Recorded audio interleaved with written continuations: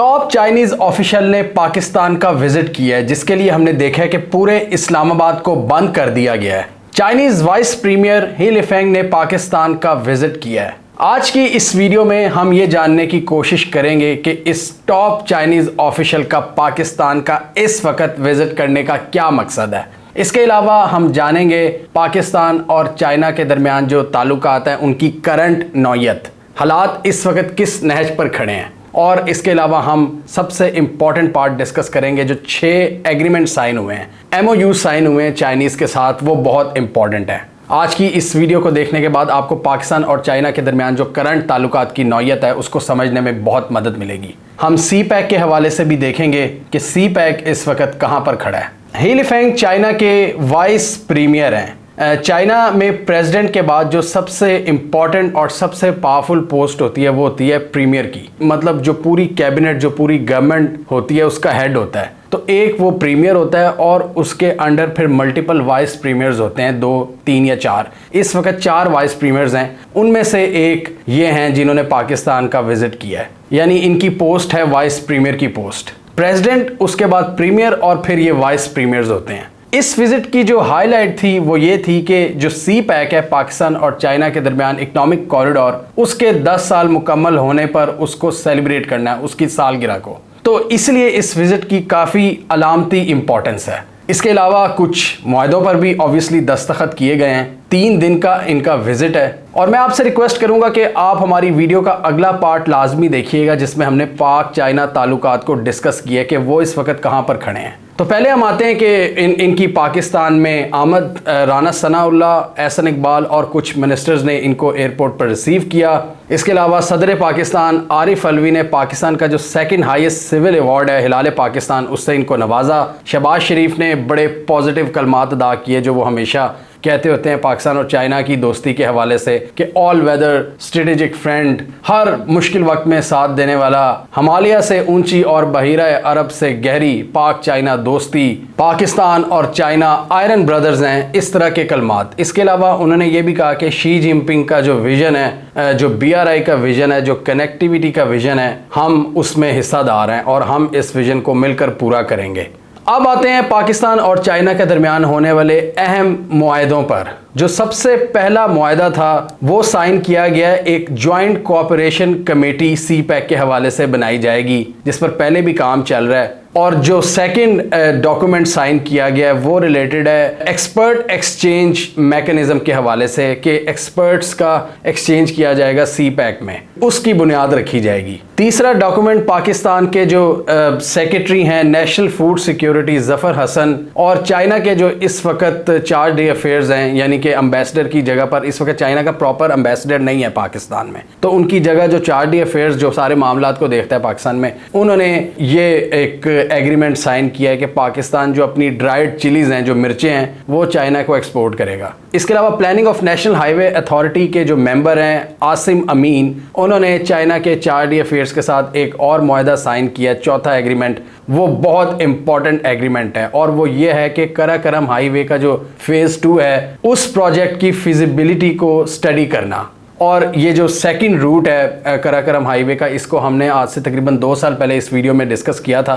अभी उसकी फिजिबिलिटी को स्टडी करने के हवाले से एक याददाश्त पर दस्तखत साइन हुए कि हमने इस पर काम करना है। ये एक इंपॉर्टेंट एग्रीमेंट है मेरी नज़र में। इसके अलावा इंडस्ट्रियल वर्कर्स एक्सचेंज प्रोग्राम, वो भी एक साइन हुआ है कि स्किल्ड वर्कर्स एक दूसरे के मुल्क में भेजे जाएंगे। और आखिरी MOU जो साइन हुआ है वो ML1 प्रोजेक्ट के हवाले से साइन हुआ है, जो एक इम्पॉर्टेंट प्रोजेक्ट है चाइना की पाकिस्तान में इन्वेस्टमेंट के हवाले से। तो ये थे कुछ इंपॉर्टेंट एग्रीमेंट्स, कुछ याददाश्तें जिन पर पाकिस्तान और चाइना ने साइन किए हैं। अब हम आते हैं पाकिस्तान और चाइना के करंट ताल्लुकात है, उनकी क्या नौयत है इस वक्त। CPEC कहाँ पर खड़ा है। CPEC हम सबको पता है एक $62 बिलियन का मैसिव प्रोजेक्ट है, जिसके तहत अभी तक चाइना पाकिस्तान में 25 से 28 बिलियन डॉलर्स की इन्वेस्टमेंट उसको मटीरियलाइज कर चुका है। और उस इन्वेस्टमेंट्स ने पाकिस्तान के बहुत सी जगहों पर मदद भी की है, जैसे पाकिस्तान का इंफ्रास्ट्रक्चर इंप्रूव हुआ है। इसके अलावा पाकिस्तान का जो एनर्जी क्राइसिस था उसको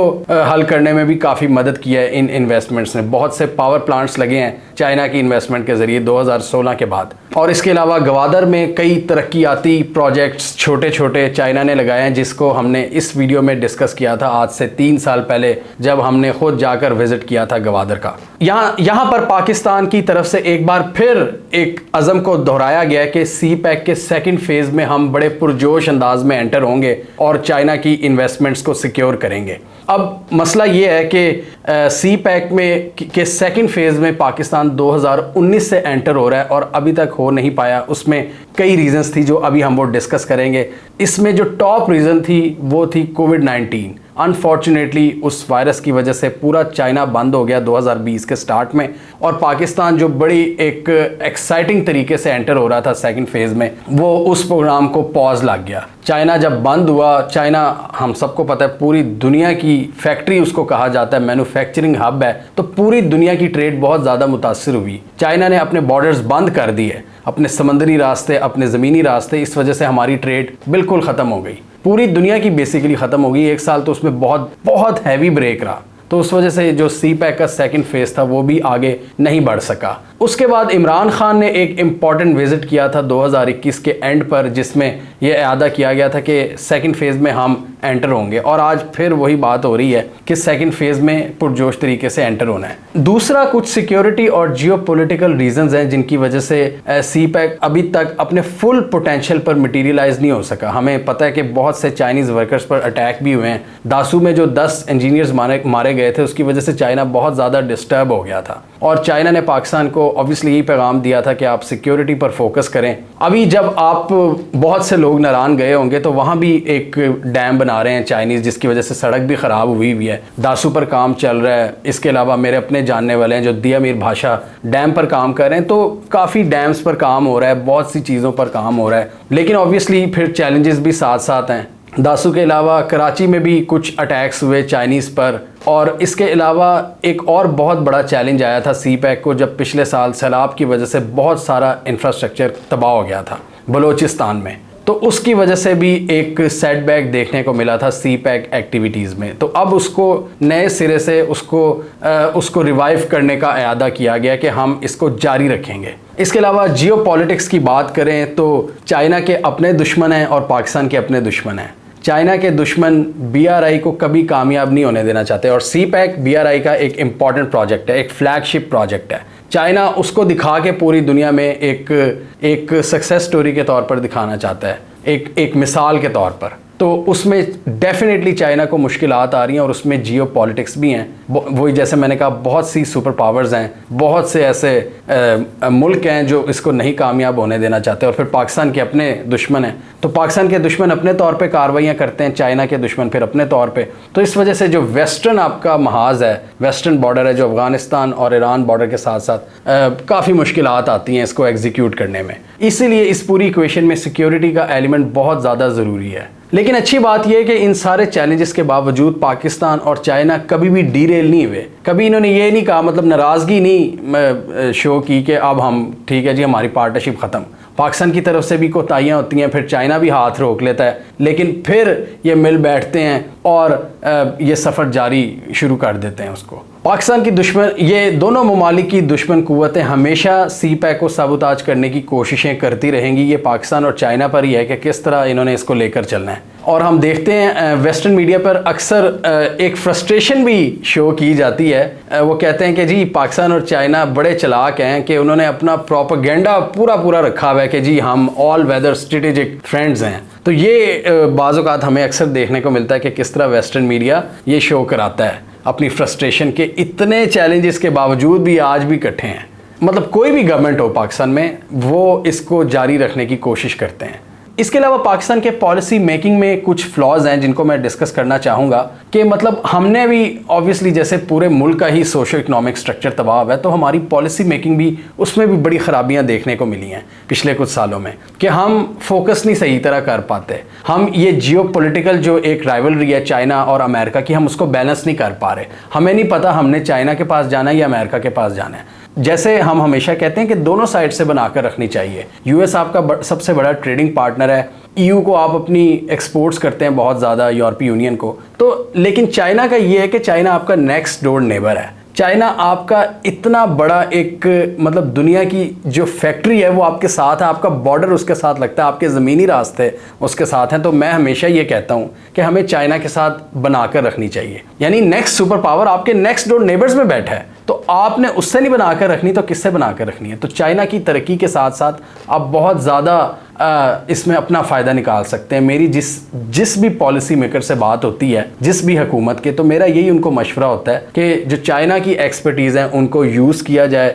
स्पेशल इकोनॉमिक जोन्स जो हम बना रहे हैं चाइना के साथ, उसमें अपनी मतलब स्किल डेवलपमेंट पर फोकस करके अपनी एक्सपोर्ट्स को हम ज़्यादा करें, क्योंकि आपके पास एक स्ट्रेटेजिक एज बहुत बड़ा है। एक बहुत बड़ा आपके पास एज ये है कि आपके पास गवादर है। गवादर दुनिया का हब बन सकती है क्योंकि उसकी लोकेशन ऐसी है। चाइना साउथ चाइना सी से जब ट्रेड करता है वहाँ पर बहुत ज़्यादा उसको पोटेंशियल थ्रेट्स हैं, और चाइना को इस चीज़ का भी पता है कि फ्यूचर में अगर यूएस के साथ कोई जंग होती है तो उसमें मसले मसाइल होंगे, तो इसलिए वो ज़मीनी रास्तों के थ्रू कनेक्ट कर रहा है। और गवादर एक आइडियल लोकेशन है जो चाइना को ये एज प्रोवाइड करती है, ना सिर्फ शॉर्टेस्ट डिस्टेंस, जब डिस्टेंस कम होता है तो फिर पैसे भी कम पड़ते हैं, बहुत ज़्यादा बचत होती है। इसके अलावा आपकी जो थ्रेट्स हैं आप उनसे भी बच जाते हो। जो साउथ चाइना सी में आपके थ्रेट्स हैं चाइना के, तो उनसे भी चाइना उनको बाईपास करके ये शिनजियांग के सूबे से फिर ये आपके खुंजराब और फिर सिल्क रूट से होता हुआ KKH और फिर नीचे तक ये जो आपने 2 रूट्स बनाए हैं, वेस्टर्न और ईस्टर्न कॉरिडोर, उसको यूज़ करते हुए गवादर तक अपनी मसनूआत लाए और गवादर हब बने ट्रेड का, और जिसकी वजह से पाकिस्तान को बहुत ज़्यादा फ़ायदा हो। इसके अलावा एक और इम्पॉर्टेंट प्रोजेक्ट पर काम चल रहा है, ये हमने इस वीडियो में डिस्कस किया था कि चाइनीज़ जो एक्सपर्ट्स हैं उन्होंने मशवरा दिया चाइनीज़ गवर्नमेंट को कि हमें एक रेलवे प्रोजेक्ट पर काम करना चाहिए पाकिस्तान और चाइना के दरमियान, जिसकी वजह से जो लॉजिस्टिक्स हैं उनके बहुत से मसाइल हल हो जाएंगे अगर ये रेलवे कॉरिडोर बन जाता है। ये आपके CPEC रूट के पैरेलल, इस रूट का सारा रास्ता और फिजिबिलिटी हमने इस वीडियो में एक्सप्लेन की थी। पाकिस्तान को चाहिए कि चाइना की इस इकोनॉमिक माइट का फ़ायदा उठाए और इतने बड़े फ़वाइद को सिर्फ पॉलिटिक्स की नज़र ना कर दे कि मतलब पॉलिटिक्स के चक्कर में हम मुल्क का नुकसान कर देते हैं। और एकदम हमें पॉलिसी शिफ्ट नहीं करना चाहिए अगर कोई दूसरी गवर्नमेंट आ जाती है। हमें एक स्ट्रेटेजिक लेवल पर चाइना के साथ कोऑपरेशन रखना चाहिए। अगर मिलिट्री टू मिलिट्री कोऑपरेशन की बात करें, वो तो है चाइना के साथ, जिसमें हम चाइना से आप दोजे ले रहे हैं, जिसमें हम फाइटर जेट्स ले रहे हैं, टैंक्स और हेलीकॉप्टर्स, क्योंकि उधर भी यूएस हमारी इतनी ज़्यादा मदद नहीं कर रहा। तो ये 4 महीने पहले मैंने वीडियो बनाई थी, आर्मी चीफ ने विज़िट किया था चाइना का, जिसमें ये डिफेंस नौयत के मामलात उनको ज़ेर बहस लाया गया था। और इसके अलावा ML1 रेलवे जो प्रोजेक्ट है, जो पुराना एक प्रोजेक्ट है जो पेशावर से कराची तक, वो भी अभी तक फंसा हुआ है। तो इसमें हमारी भी बहुत सारी कोताहियाँ हैं पाकिस्तान की, जिसको हमें दूर करने की ज़रूरत है और इम्पोर्टेंस को समझने की ज़रूरत है कि कितनी ज़्यादा इम्पोर्टेंस है इस फ्रेंडशिप की चाइना के साथ। मतलब पूरी गेम चेंज हो सकती है जब आप फ्यूचर में एक नेक्स्ट सुपर पावर के साथ ग्रो करोगे। जो आप उसको इतना ज़्यादा फ़ायदा अगर दे सकते हो तो वो भी आपको बहुत ज़्यादा फ़ायदा दे सकता है। अगर गवादर के थ्रू आप उनकी एक्सपोर्ट्स को डिफरेंट मंडियों तक पहुंचा सकते हो तो आप भी उन्हीं ट्रेड कॉरिडोर्स को यूज़ कर सकते हो, सेंट्रल एशिया, अफ्रीका, यूरोप तक कनेक्ट कर सकते हो। और इस टॉपिक को मैंने बहुत एक्सप्लेन किया हुआ है, रीजनल कनेक्टिविटी को। ये मेरा फेवरेट टॉपिक है। पाकिस्तान को रीजन की तरफ फोकस करना चाहिए और रीजन में अपने ज़्यादा से ज़्यादा एलाइज बनाने चाहिए।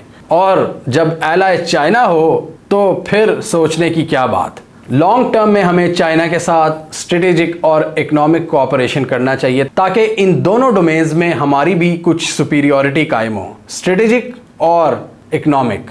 आपका खित्ते में कद भी बढ़ेगा और आपकी इकॉनमी भी बेहतर होगी। अभी हिना रब्बानी घर का एक मेमो लीक हुआ है, जो यूएस के क्लासिफाइड डॉक्यूमेंट्स हैं, उन्होंने ये बात लीक की है कि पाकिस्तान के में हिना रब्बानी घर सिस्टम के लोगों को, पॉलिसी मेकर्स को समझाने की कोशिश कर रही हैं कि हमें अमेरिका को अपीस करने के लिए चाइना को नाराज़ नहीं करना चाहिए। क्यों? क्योंकि लॉन्ग टर्म में हिना रब्बानी घर भी समझती हैं कि China is the main strategic ally of Pakistan. ये हम भी बात करते हैं और यही बात हिना रब्बानी खर ने हमारी बात को इंडोर्स किया है कि पाकिस्तान की डिफ़ॉल्ट पोजीशन क्या है, चाइना के साथ जाना, रीजन के साथ जाना। अमेरिका से ट्रेड आपकी है, बहुत अच्छी बात है, बट अमेरिका की खातिर चाइना को डिच कराना ये कहीं की कोई अक्लमंद बात नहीं है। एशिया पूरा इकट्ठा हो रहा है, ब्रिक्स इकट्ठे हो रहे हैं और पाकिस्तान कहीं नज़र नहीं आया। और अब जैसे मैंने पिछली वीडियो में भी कहा था, टू लिटिल टू लेट, कुछ अकल आई है लेकिन दुरुस्त सिमत में आई है। हिना रब्बानी खर ने कहा कि उन्होंने कहा कि पाकिस्तान की यूएस को खुश करने की ख्वाहिश कहीं चाइना के साथ जो रियल स्ट्रेटेजिक पार्टनरशिप है उसको कुर्बान ना कर दे। तो ये बड़ी इंपॉर्टेंट बात है, इसको समझने की ज़रूरत है। लेकिन आपने लॉन्ग टर्म का देखना है, पूरी नेशन का देखना है। जो जिस पॉलिसी को हमारे पाकिस्तान के मिल के पॉलिसी मेकर्स ने बनाया था, मुशर्रफ दौर से ये शुरू हुआ है प्रोजेक्ट। कई इसमें आपके जो इस्टेब्लिशमेंट और सिस्टम के लोग थे, इन्होंने इसको बड़ा गौर से देखा कि यार चाइना फ्यूचर है और उसमें अक्लमंदी की ज़रूरत है। इस वक्त जो आपके नेक्स्ट डोर नेबर्स है चाइना, ऐसी अपॉर्चुनिटी किसी को नहीं मैसर। आप अपना सारा सिस्टम उसको बेहतर करें, उससे फ़ायदा उठाएं। दुनिया की सारी जो तिजारत है वो आपके मतलब उसका एक बहुत बड़ा सेगमेंट आपके मुल्क से होके गुजरेगा अगर आप सही पॉलिसीज बनाएं। पाकिस्तान के सिस्टम में हमेशा से ये दो सोचें रही हैं, प्रो रीजन और प्रो वेस्ट। इसमें एक बैलेंस कायम करने की ज़रूरत है। ये नहीं है कि एक जिसे वो पंजाबी में कहते हैं ना, मैनू नोट वखा मेरा मूड बना। ये नहीं है कि अगर आपको कोई नोट दिखाए तो आप पिछले से कुट्टी कर दें। हिना रब्बानी खर ने बड़ी ज़बरदस्त बात की है कि लॉन्ग टर्म स्ट्रेटेजिक पार्टनरशिप को कुर्बान नहीं करना चाहिए, उस पर ज़रा फोकस करें। हमें कमेंट सेक्शन में बताइए आपके ख्याल में आप इस विज़िट से कुछ उम्मीदें लगाते हैं। मतलब आने वाले जो दिन है पाक चाइना ताल्लुकात के और जो दुनिया के हालात बदल रहे हैं, उसमें इस विज़िट को कैसे देखते हैं? कोई फ़ायदा नज़र आ रहा है आपको पाकिस्तान और चाइना के दरमियान? क्या पाकिस्तान के एंगल से अगर बात करें, क्या पाकिस्तान कोई फ़ायदा उठा सकता है? क्या पॉलिसी मेकर्स को कुछ अकल आ गई है? कमेंट कीजिए। इसके अलावा हमारा यूट्यूब चैनल सब्सक्राइब कर लें, साथ ही वो बेल आइकॉन भी दबा लें ताकि वो स्टोरीज़ दुनिया भर से पाकिस्तान से जिनकी मेन स्ट्रीम मीडिया पर प्रॉपर कवरेज नहीं होती, हमारे प्लेटफॉर्म के थ्रू आप तक टाइम पर पहुंच जाएं।